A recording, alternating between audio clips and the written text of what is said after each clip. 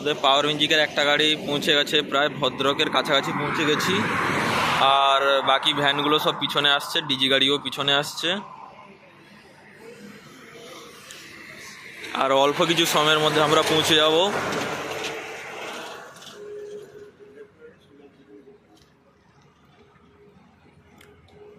আর প্রচুর কুয়াশার জন্য ড্রাইভাররা গাড়ি আস্তে আস্তে চালাচ্ছে। দেখতে পাচ্ছ কুয়াশা কিভাবে হয়েছে।